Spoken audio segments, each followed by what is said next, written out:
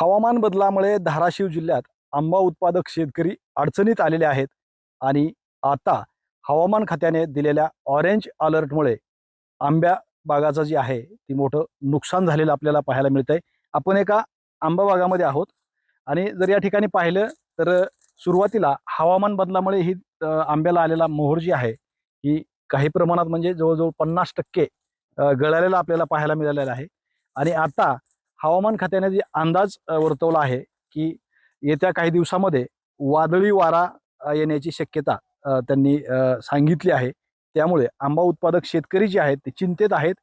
आंब्याला आता जे त्यांचा मोसम जे आहे ती मध्यंतरी आहे, नेमकं आंबे महत्त्वाच्या स्टेजला आता आहेत। आणि या ठिकाणी जर बागेत पाहिलं तर ही रात्री थोडाफार झालेल्या वाऱ्या वादळामुळं ही आंबे जे आहेत ते झाडाखाली असे पडलेले आपल्याला पाहायला मिळते। जिल्ह्यामध्ये बहुतांश हीच परिस्थिती आहे। महत्त्वाचं म्हणजे धाराशिव जिल्हा हा आंबा उत्पादकासाठी महत्त्वाचा जिल्हा मानला जातो आणि त्या माध्यमातून शेतकरी धाराशिव जिल्ह्यामध्ये उत्पन्न मोठ्या प्रमाणात घेतात। परंतु या हवामान बदल आणि पाऊस वारा वादळ यामुळे शेतकऱ्याचं मोठं नुकसान झालंय। आता आपल्याबरोबर या ठिकाणचे शेतकरी सुद्धा आहेत। कधी पडलेत हे आंबे, काय झालं नेमकं? हे काल रात्री वारं सुटलं होतं 9:10 9:30च्या दरम्यान, त्यावेळेस हे पडलेले आहेत आंबे। बर, आता काय पर्याय ह्याच्या पुढे? आता 5 दिवस आणखी अलर्ट दिलाय, ऑरेंज अलर्ट। आता काय तुम्ही पर्याय करणार ह्या फळांसाठी? नाही, काहीच पर्याय करता येणार नाही, कारण हे नुकसानच आहे ना आमचं। आणि याच्यामधून काय आम्हाला फायदा होणार नाही, कारण का हा माल थोडा मोठा झाला असता, थोडा विक्रीला सापडला असता हाताखाली। एक तर हवामान बदलामुळे पूर्ण वातावरणात बदल झाल्यामुळे, थंडी जास्त दिवस राहिल्यामुळे आणि मोहर सेट न झाल्यामुळे एकतर या काड्या करपलेल्या तेव्हा हे बघा, हे काड्या करपून पूर्ण मोहरांचं एकतर थोडे थोडे आंबे लागले होते, ते पण यावर्षी पूर्ण वारंवार आणि हे पावसामुळे आणखीन वातावरण खराब झाल्यामुळे पडलेले आहेत। आणि त्याच्यामुळे पंचनामे वगैरे काय झालेत का? नाही ना, आणखी पंचनाम्याला आणखीन कोणी आलेलं नाही।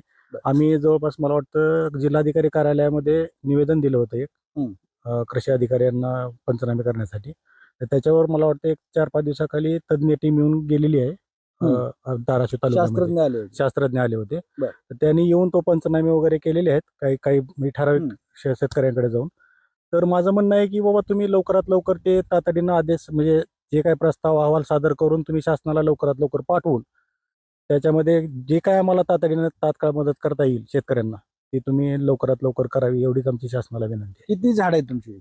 माझी 1700-1750 झाड आहेत। आणि वर्षभरामध्ये ह्याला किती फवारण्या, किती खर्च, काय कशी असते तुमची? सर आमचा एकरी साधारण आमचा 1 लाख रुपये खर्च होतो।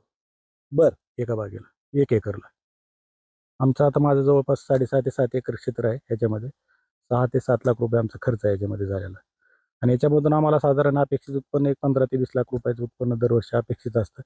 पण यावर्षी आमचं पूर्ण खर्चच निघत नाही आमचं, यावर्षी उत्पन्न तर लांबच राहिलं। गेल्या वर्षी बऱ्यापैकी झालं होतं का?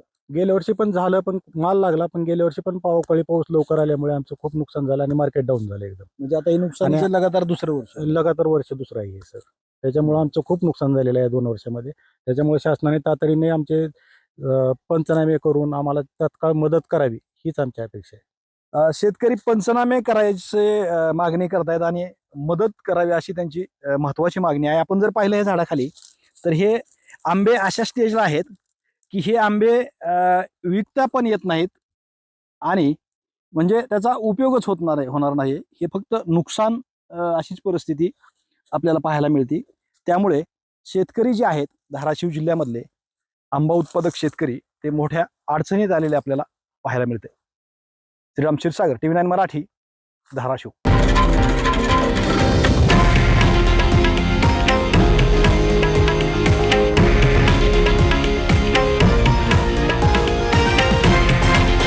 हे आहे देशातील नंबर 1 न्यूज नेटवर्क आणि आपण पाहत आहात TV9 मराठी, एकमेव।